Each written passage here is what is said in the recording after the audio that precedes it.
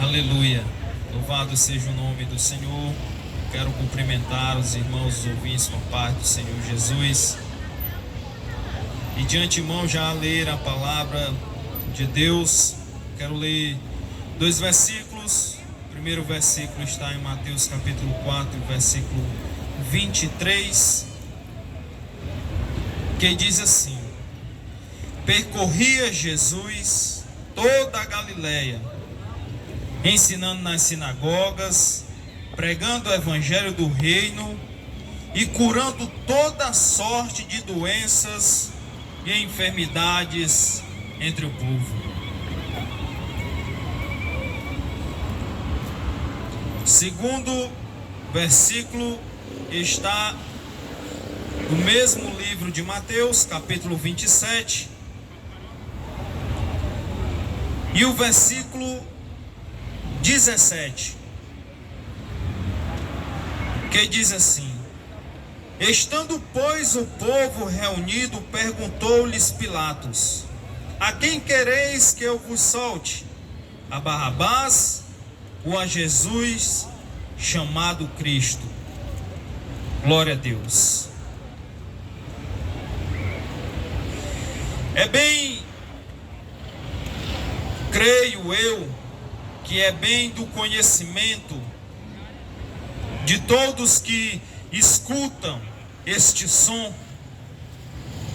que Jesus Cristo fez muitas coisas boas quando ele peregrinou sobre esta terra.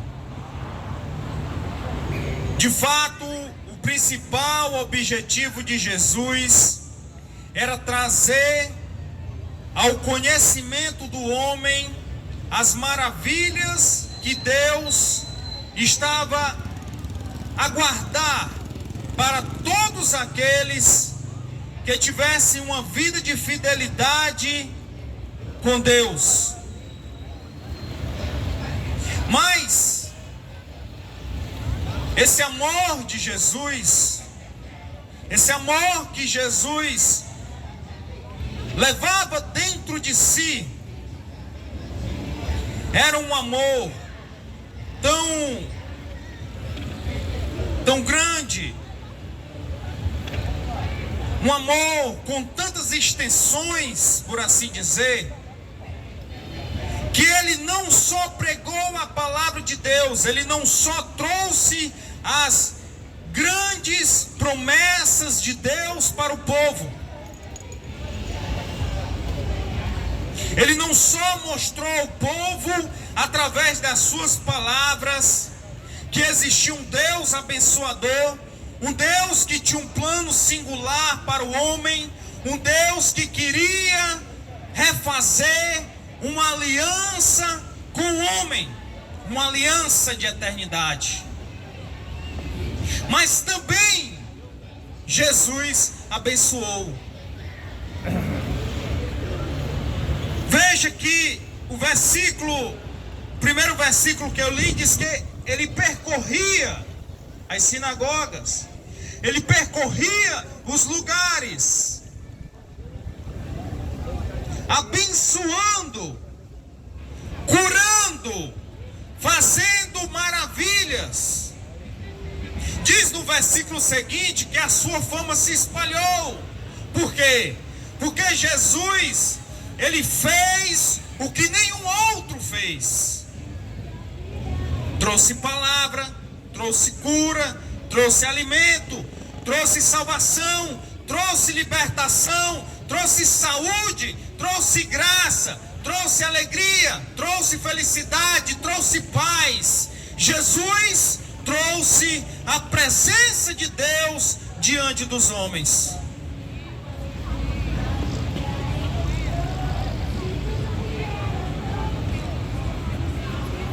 E é importante dizer aqui que diante disso tudo que Jesus fez, existiu ainda aqueles que duvidavam da identidade de Jesus, porque Jesus, ele se proclama como Filho de Deus, E muitas vezes ele se proclamou como o próprio Deus.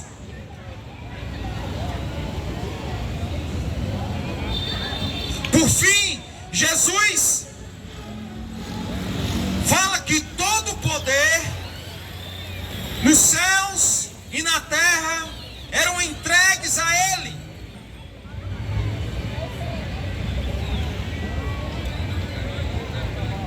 Mas mesmo assim, haviam aqueles que muitas vezes eram abençoados por Jesus com a cura. Haviam aqueles que eram abençoados pelo alimento, quando Jesus muitas vezes alimentou as vidas. Haviam aqueles que precisavam de uma palavra de conforto para os vossos corações, muitas vezes atormentados pela solidão, pela depressão, pela amargura, pela dor. E quando Jesus falava, Jesus quebrava as cadeias, Jesus trazia uma esperança aos corações que não tinham esperança. E muitas vezes pessoas beneficiadas pelas bênçãos de Jesus, pelas palavras de Jesus, pelas mãos de Jesus, muitas vezes duvidavam da identidade de Jesus, como Filho de Deus, como Todo-Poderoso.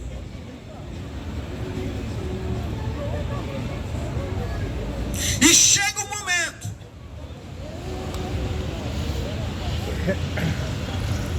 posteriormente a ele ser preso, a ele passar uma noite toda sendo açoitado, a ele ir diante de homens que se diziam muito sabedores da palavra, julgarem ele, apontarem a ele. E ali diante daquele povo, Jesus era cuspido, Jesus era esbofeteado, Jesus era duvidado das suas palavras. Jesus era deletado, Jesus era excluído, Jesus era blasfemado.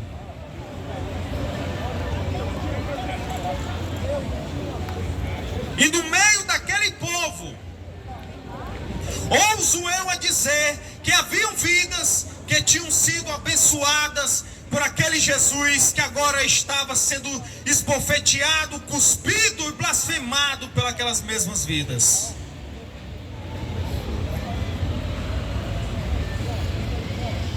Posteriormente isso, Jesus volta à cadeia e ele passa mais uma noite sendo atormentado, porque ele só fez o bem, porque ele somente amou, porque ele fez a vontade de Deus, porque ele amou a mim e a você. Aí ele é levado para ser açoitado novamente, só que agora, depois dele apanhar, ele é rasgado as suas carnes, seu sangue é jorrado no chão. Jesus sente dor, e os homens escarnecendo dele enquanto o açoitavam, enquanto rasgavam as suas carnes. Levam ele para outro lugar, cobrem ele com um manto vermelho, começam a escarnecer de Jesus ali, ele no chão, sentindo dores, suas feridas, o sangue jorrando. Pegam uns espinhos, montam ali uma coroa e enfiam na sua cabeça. E começam a saudar ele dizendo: ó rei dos judeus. E começam a esbofetear Jesus, começam a espancar Jesus e a blasfemar dele. Levantam Jesus, colocam Jesus diante de Pilatos.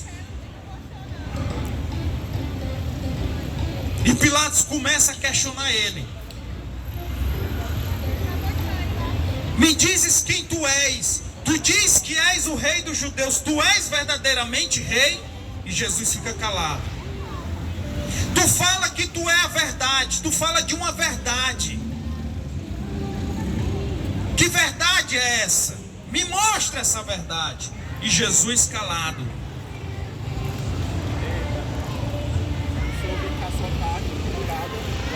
Por ocasião, naquele dia, naquele tempo, eles tinham como se fosse uma situação que era feita naquele dia, aonde pessoas que estavam presas eram julgadas pelo povo, a dizer quem permaneceria preso e quem seria solto. Só que Pilatos cria uma outra situação naquele momento. Ele pega Jesus e coloca do lado. Aí ele pega um preso chamado Barrabás. Aí quando você puxa a ficha de Barrabás, você vê que Barrabás era um homem assassino. Era um homem que trazia problemas e trazia luta à sociedade. Era um homem sujo. Era um homem de um coração impuro. E lá está Barrabás do outro lado. Jesus de um lado, todo ensanguentado, suas carnes rasgadas, com aquela coroa de espinhos sobre a sua cabeça. E do outro lado lá está Barrabás. Na ocasião, um tinha que ser solto e o outro tinha que voltar a ser preso. Só que, como eu falei, Pilatos cria outra situação. E ali estava o cenário montado. Pilatos, Jesus do seu lado direito e do seu lado esquerdo Barrabás. E diante de Pilatos, o povo que comeu, que bebeu, que foi abençoado, que foi curado, que viu as maravilhas e ouviu as maravilhas de Deus sobre as suas vidas.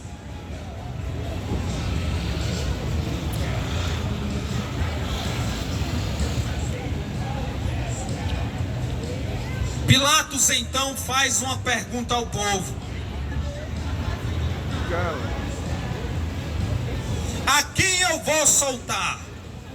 Jesus, que, como eu li anteriormente, abençoou, curou, alimentou, trouxe vida, felicidade, libertação, alegria, paz, a presença de Deus, a esperança de Deus aos corações?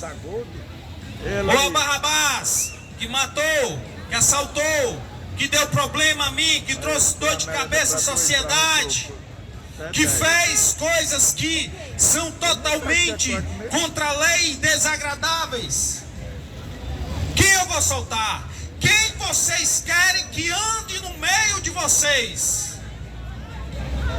Pilatos faz essa pergunta. Vocês sabem qual foi a resposta do povo?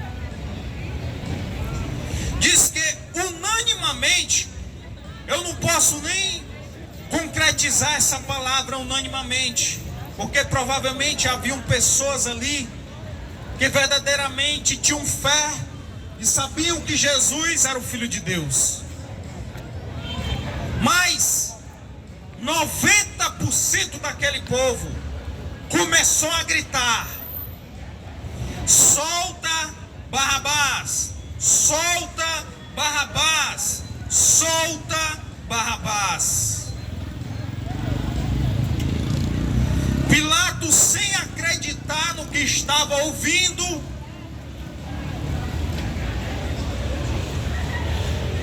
faz novamente a pergunta: quem eu vou soltar? E o povo volta a clamar: solta a Barrabás.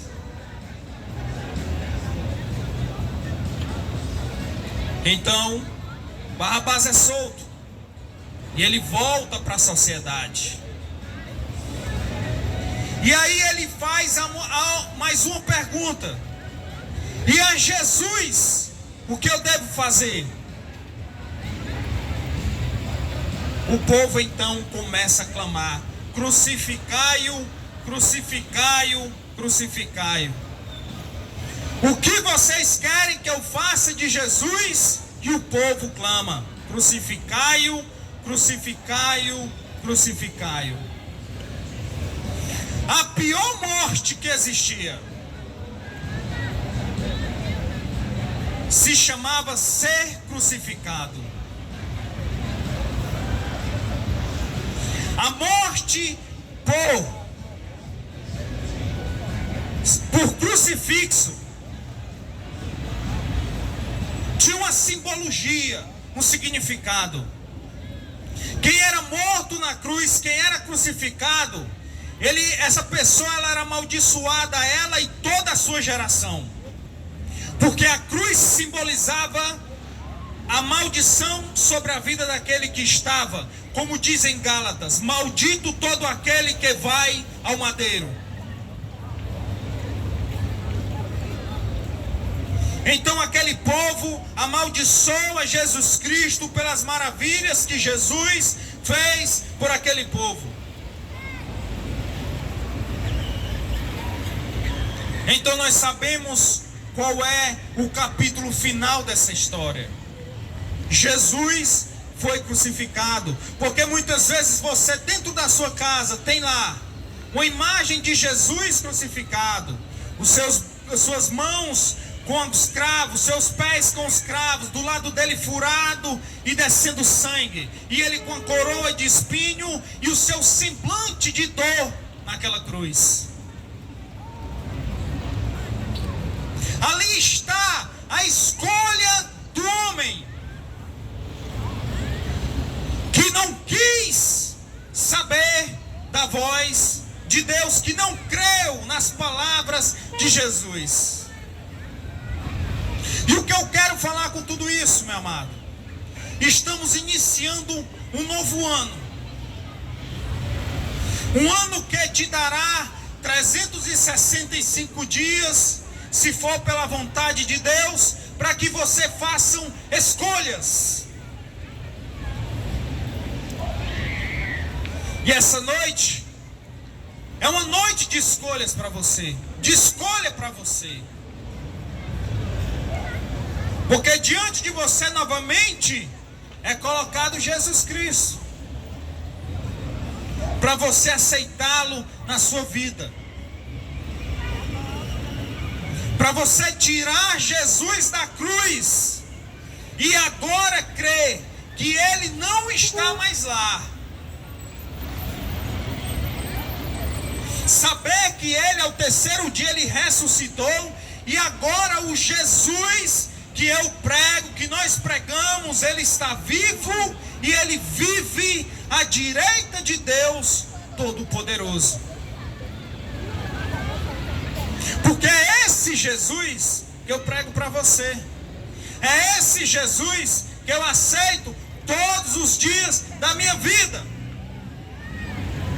é a ele que nós nos convertemos todos os dias das nossas vidas. É a ele que nós temos a certeza que ele vive, que ele é real, que o seu poder é real e que a sua promessa será cumprida sobre a vida de todo aquele que aceita ele como único e suficiente Salvador. Porque não importa a incredulidade do homem, Jesus vai voltar para buscar a sua igreja.